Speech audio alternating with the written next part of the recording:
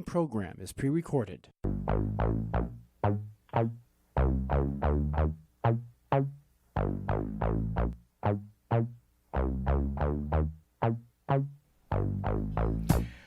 Welcome to Education Today.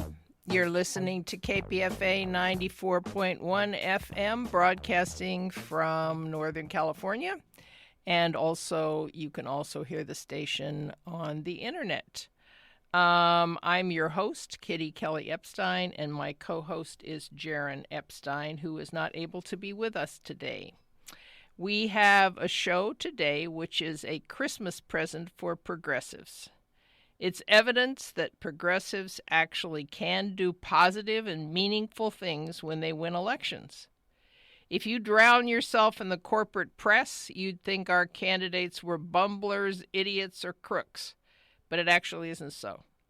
And we have some evidence to prove it. Our guest today will help me with the proof, but I want to start with a little bit of background.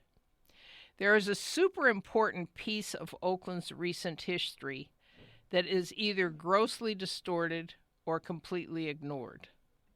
Since Oakland is a very important center for the East Bay and will be picking a new mayor in just a few months because of a recall, this is a serious moment to look at some recent Oakland history. And one storyline is that progressive mayors don't do anything. So we shouldn't get another one of those. You can read that on Nextdoor and all kinds of people saying that in various places. This is a big theme of the corporate press, but for some unexplainable reason, progressives have taken up that logic and repeated it. So, with our guest today, we are going to take on this issue. To set the background, developers and the corporate press have had an agenda for Oakland for many years. Oakland is a perfect city in many ways. It has views of the Bay and of San Francisco. It has perfect weather. We don't have really hot heat, and we don't have snow. And actually, according to some encyclopedias, Oakland has the best weather in the world. It's perfect for transportation everywhere, 20 minutes from San Francisco, UC Berkeley, Silicon Valley, a couple hours to Tahoe. Oakland is perfect. The only thing that's not perfect about it, according to a lot of the corporate press, the developers, and some politicians, is that the wrong people live here. Why should people who are poor and have bad jobs that don't pay enough money be living in this very perfect place? They don't say that, but they kind of do say it. And they're definitely saying it with their actions by building nothing but high-end housing. They're also saying it by a lot of their political decisions, that all this good money could be making a lot more profit than it's making if there weren't so many poor and working class people living here. So, by this logic, we all need to move out. But how is that going to happen? If it happened, there would be a population of people with more money to pay to the developers and more support for their actions. Now, if this all sounds too conspiratorial, I want to take a minute to try to convince our audience that actually it's a real conspiracy, and there are some real conspiracies. I don't know if they all got together in one room and figured this out, but actions like taking over the school district. Taking over the school district more than 20 years ago now allowed for the closing of schools because our elected school board wouldn't close schools. Small schools were something Oaklanders wanted. That's why they created them. And they weren't into closing schools. And so to get the kinds of actions and changes in schools that they wanted, they took over the school district, led by Don Parada and some other politicians.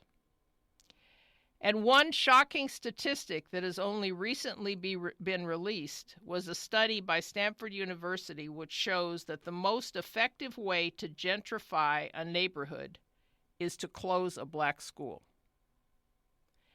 It's heart-stopping evidence of the racism of white affluent Americans that this would be the case. Because what it says is they don't want to live in a neighborhood that has lots of black kids going to a black school. And if the school is closed, it helps them to gentrify. Now, somehow, in some places, we have to figure out something to do about the racism of white Americans, particularly affluent ones. But what it shows is that the politicians were very anxious to get hold of the school district because they could and did close many, many black schools. So this is the important background for the situation in 2006 when progressives didn't like the agenda that was being pursued on many issues, the takeover of the school district and many, many other issues, and recruited our former Congressman Ron Dellums to run for office. He won, and he began an agenda directed at maintaining Oakland as a multiracial working-class city with better public safety, more community involvement, and an economy built on the things that could be useful to humans, not a military economy. Our guest today worked for Mayor Dellums for a while, and so did I. And I wrote a book about this period called Organizing to Change a City. Isaac Taggart is an educator, a public safety expert, and an activist. Among his significant activist actions was shutting down a construction site that wouldn't hire black workers and protesting with the school board over the education of black students. Isaac, welcome to Education Today. Thank you. Thank you, Dr. Kitty. Anything else you want to add to your introduction? You know, I used to own an African cultural bookstore as well in Oakland, and unfortunately, I've seen the beginnings of the gentrification in Oakland. I live in East Oakland, and I know the importance of an experienced mayor leading Oakland. And I have visited Isaac's bookstore, and it was wonderful. He did events there. The bookstore was fantastic. Thank you for reminding us all that it existed and is needed and is still needed in East Oakland. And maybe with some of the positive developments that are happening in East Oakland right now, maybe that will be possible again. So when Dellums was elected, he said that nobody expected a progressive to do anything about public safety, but he was going to make the issue, quote, due north.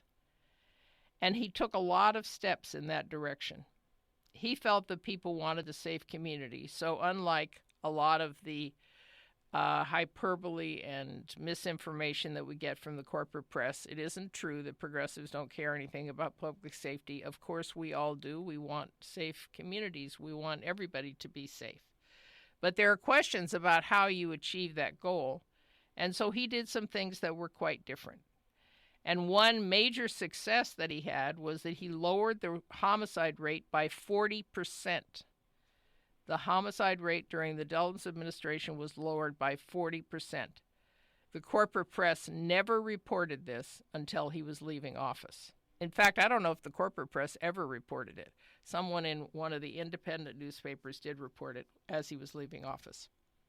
So what else did he do in the public safety realm that's important, Isaac? Because I know that is one of the issues that you worked with Dellums on.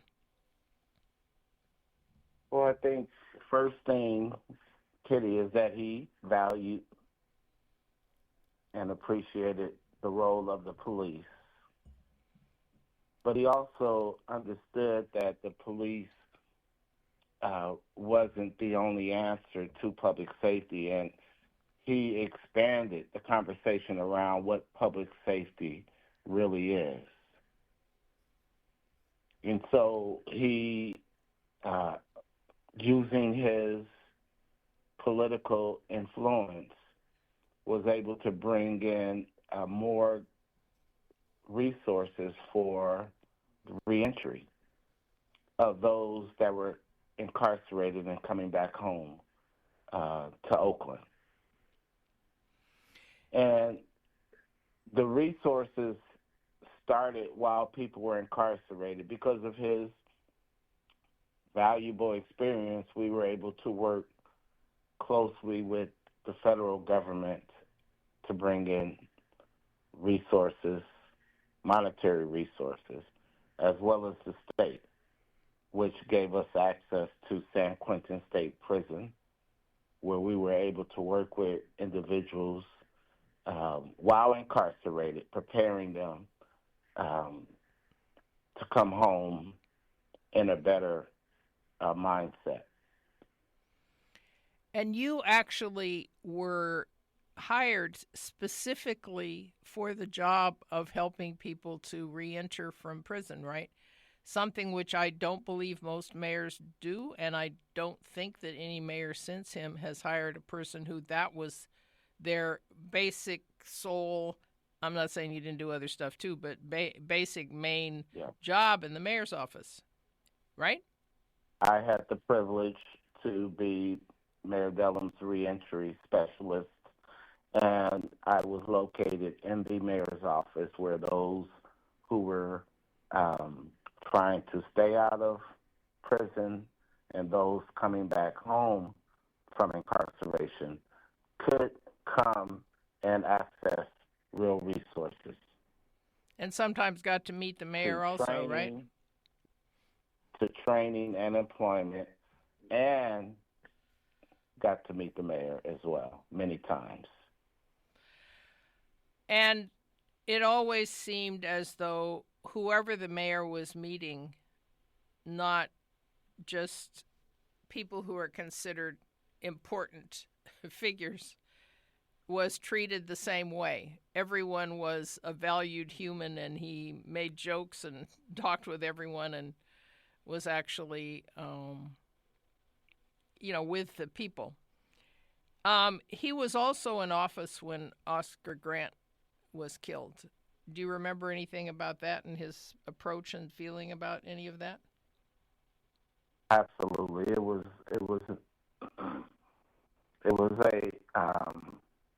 a horrible time seeing this young man killed on the BART station platform, and the mayor knew that tough times was going to be ahead for Oakland if it was not addressed properly.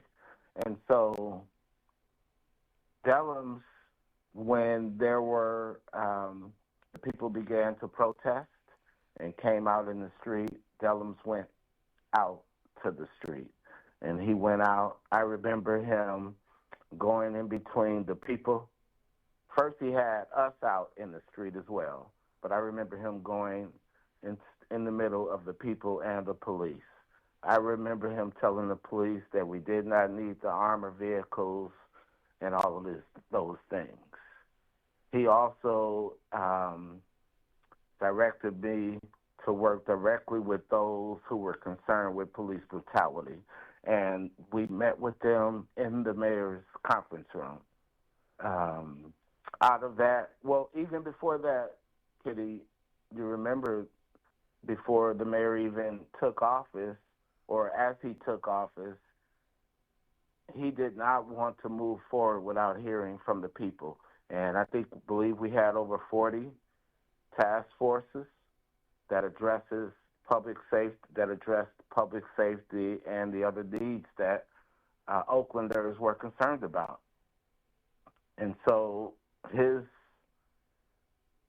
staff was all directed to work with the community on all the recommendations. And so we could not do anything without working with the community and without the staff in the city of Oakland under the city administrator. And so that's one of the things I remember vividly. I also remember him having the ability to give us access to, hello? Yes. Continue. I also remember him giving us access to the state, which allowed me to work directly with the governor's office and his representatives around at the, that was over the prisons, San Quentin State Prison, all the state prisons. And out of that, we were able to obtain resources for day reporting centers in Oakland, so that individuals, again, who really wanted to a better life and not commit crimes were able to go to a day reporting center and gain access. And then those who were coming home from incarceration was able to gain access. So they had some place close to home that they could go to get the resources they needed, rather than having to hunt around for which office to go to for this, that, and the other. Yes. We also worked closely with All of Us or None, and we were able to ban the box on the City of Oakland applications that asked if individuals were felons. And this is something that happened during the Dellums administration, was banning the box, which was an issue for a long time, and I don't know if there probably are many cities that still haven't done it, but it was the Dellums administration that banned the box on city applications. So for listeners that may not be familiar with the terminology, in general, people have to check a box if they have been imprisoned.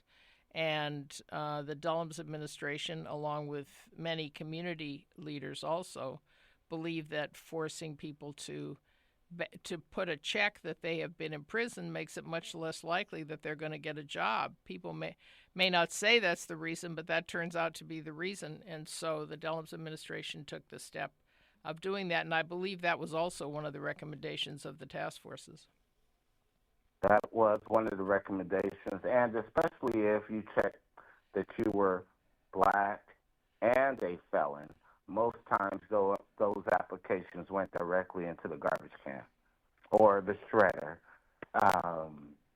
But we were able to do that, and to the people, we want to say that it did not mean that there was no concern about what crime you may have done. When you ban the box, the only thing that does is that it makes sure that if you're applying for a particular job, that as long as there is no nexus between the job and the crime that you're trying to do, that it would not hold you back. And what does that mean? If you embezzle funds, you are not going to be the budget manager. If you harmed seniors, you were not working at the senior centers. If you harmed children, you were not working at our, children's centers. And so as long as there was no relationship between the crime and the job you were applying for, you had a real opportunity to compete for those jobs. There were a few other issues where policy got changed during the Dellums administration that were never noted by the corporate press. One of them was that the Dellums administration, again on the basis of a recommendation from one of the task forces, implemented a local hire policy, which said that 50% of the people employed on some construction job had to be from Oakland. They had to be locally hired. Because of all this development that the developers wanted, it didn't often mean that anybody in Oakland was getting any jobs to work on those. So 50% is still pretty small, I think, but it was a step forward. And a little bit more about the community task forces. So there were 800 people on these 41 task forces. And Mayor Dellums, met with the leaders of each of the task forces, which were just regular people. They weren't picked to be leader because they were some important, quote, important person. They were picked because they knew something and cared something about those issues. And he met with the leaders of all the task forces in his office and listened. And I was at many of those meetings where he listened, and he didn't give speeches. He didn't tell people what he thought about the issue. He listened to what those people said were their recommendations, and 2/3 of those recommendations were implemented during his administration.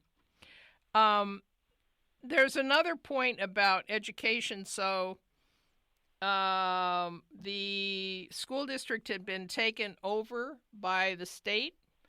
Any thoughts about Dellums' actions in relation to that? Well, again, I think he represented, he showed us the importance of having an experienced uh, leader with relationships in the federal and state governments. And he uh, just made sure that he worked towards local control. And he tried to make sure that there was a way where the people, the parents, the community had a say. And this was a big priority, and one of his first actions was telling the state superintendent that he was mayor now and we wanted our school district back. This was after the takeover, which had completely decimated any local control. And that was, as you're saying, he had the context to be able to make that stick. So the state superintendent did take the first steps toward returning local control, which was also big. There's one other thing I want to mention. Yes, go ahead. Quickly, he hired you as his education director. There was and that. So I think the important thing to note about Mayor Dellums is that he brought in a varsity team of staff that hit the ground running on day one. They did not have to be trained on anything, unlike most of the other mayors that followed him. And so if you're going to be successful, you have to bring in a varsity staff and not a junior varsity staff that has to be trained. And there were a lot of people on the staff and basically people also who volunteered, who'd been on the task forces, who were totally familiar with Oakland and were Oaklanders themselves, rather than looking for staff that know something about urban communities someplace else. Oakland is very unique.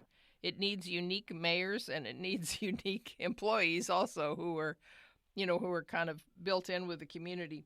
There was another really, really important issue that came up and which showed again that he was in the business not of just creating a developed community which made money for developers and had rich people living in it. When he was confronted with the situation of how to use the old Oakland Army base, instead of using it for some entertainment center or high-end housing or something, there were all kinds of proposals. He chose to use it for port logistics so that the port could be expanded, the amount of jobs in the port could be expanded, its ability to ship so many things. He pointed out that Oakland was the perfect geographic location for shipping to the East Coast. And so they had whole big meetings of the people, all the people involved, the companies and the port officials and everyone, to figure out how to enhance port logistics.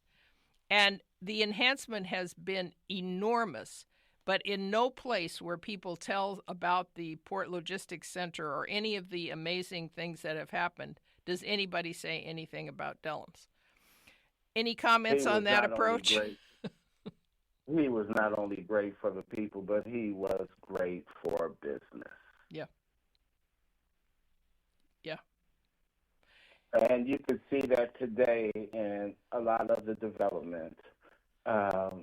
Not the development that locked out low-income housing or affordable housing, but again, development that was thought of Oakland as a whole.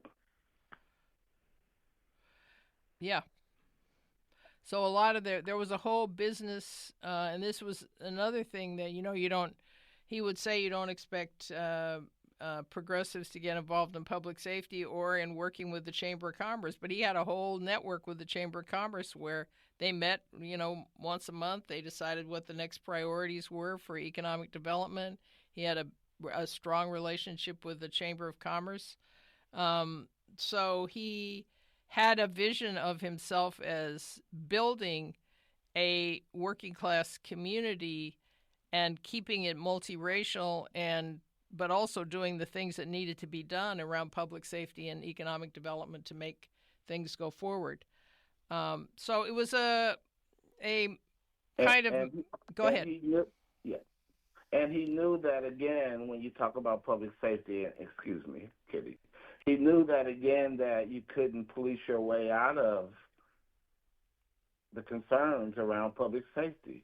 And so everything he did, even around business, housing, everything addressed public safety concerns. Because if people are not housed, no one's safe. If people don't have real, meaningful employment and business opportunities, no one is safe. And you just can't gentrify yourself out of that. Yeah, absolutely. Isaac, with the last minute or so we have, so what's your hope real quickly for Oakland? My hope is that we bring in someone similar, experienced, as with the experience that Dellum had, so that, again, Oakland has a chance, all of Oakland has a chance to not only survive but begin to thrive. Thank you, Isaac. It's been wonderful talking with you, and it was wonderful working with you, and I appreciate the knowledge and the explanations that you have for some of these positive things that happened. You've been listening to Education Today on KPFA 94.1. Happy holidays to everybody, and happy good government for progressives and everybody else in the future in 2025. We're going to struggle, no matter what the corporate press is saying, to defend the people who are doing positive things for our communities. Thank you so much for being with us, and have a good afternoon. Bye-bye.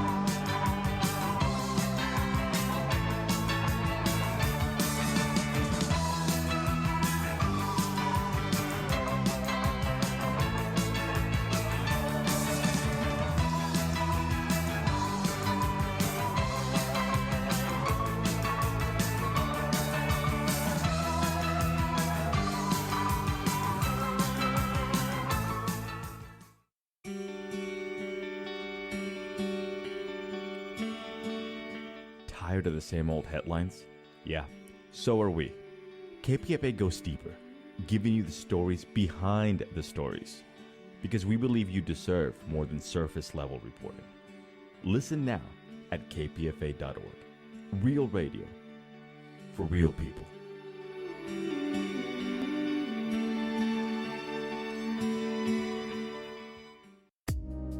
American historian, author, and leading scholar of racism and anti-racism, Ibram X. Kendi.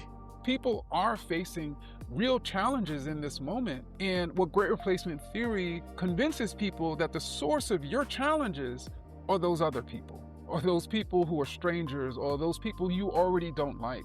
And I think that's what makes this theory so dangerous, because people's livelihoods are suffering right now at the hands of the super rich.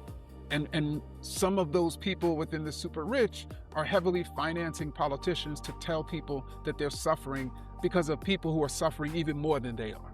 Storytelling for social change, only on KPFA. This is 94.1 KPFA and 89.3 KPFB in Berkeley, 88.1 KFCF in Fresno, everywhere at kpfa.org.